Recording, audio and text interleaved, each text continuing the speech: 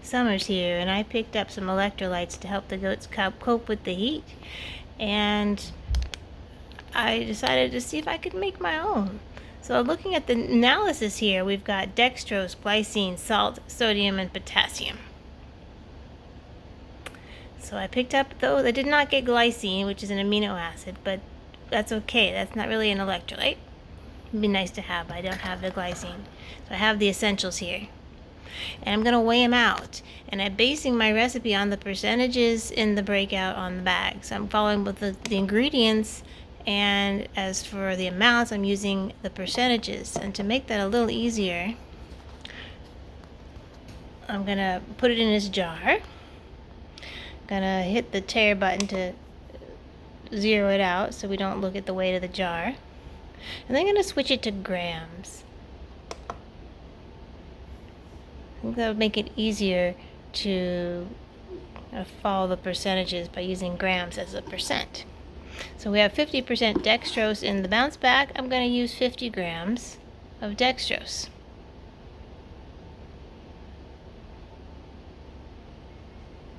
The next ingredient is glycine. We're skipping that. And then we have salt. And they gave a range. It's between 7.25% and 8.5% salt. So I'm just going to use 7. Because my scale doesn't measure tenths of grams anyway. So I'm going to pour in 7, which may fall somewhere in that range. There's 7 grams. I chose to use Himalayan pink salt just because I like it. It's got trace minerals in there too. Then the next is sodium. I thought, oh, that is sodium and salt. Well, sodium and salt aren't really the same thing. And if you look at the ingredients, the next ingredient is sodium bicarbonate, which is baking soda. Oh, there's the salt. So I had to do some math here. So in case you don't like math, maybe it's your thing, maybe it's not your thing, I did the math for you. And it turned out we're going to use 12 grams of baking powder. Try to get it in the cup there. So what I did was I looked at the sodium content in the salt. You know, salt is sodium chloride. So only part of it's sodium, the other part's chloride. And I looked at the sodium content in total in the label. Took the difference and said, okay, well, that's how much baking powder I needed. And then I did the similar thing with the potassium. I did some math here for you too. So the potassium is actually potassium chloride. Part of it's potassium, part of it's chloride. Turned out we're going to use about 3 grams of the potassium chloride. And that's it. The sodium aluminate. I think that's to keep it from caking. And blue number 1 doesn't really serve a purpose. But if you want a blue color, here's a natural version.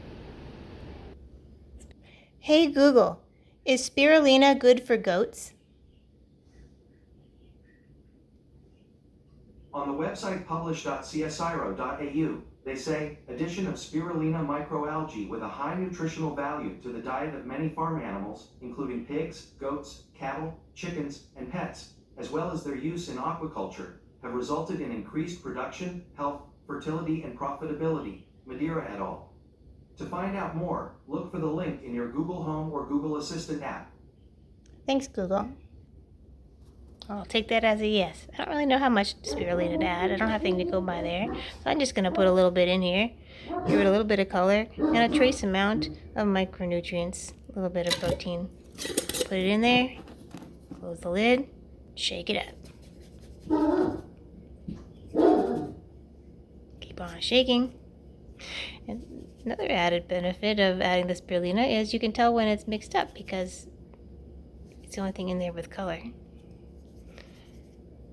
When you see the green evenly dispersed, it's pretty mixed up. That's what I did. Alright, looks good to me. And there's a jar of Gatorade mix. Just add water. So for $41.78, I got the ingredients to make approximately 100 batches of Gatorade. Let's see how that stacks up. 100 pouches of bounce back would have cost me approximately $500. So I saved $459 that I can spend on other goat items. And here's our recipe. Wishing you and yours a happy, safe summer from all of us at Milky Way Ranch.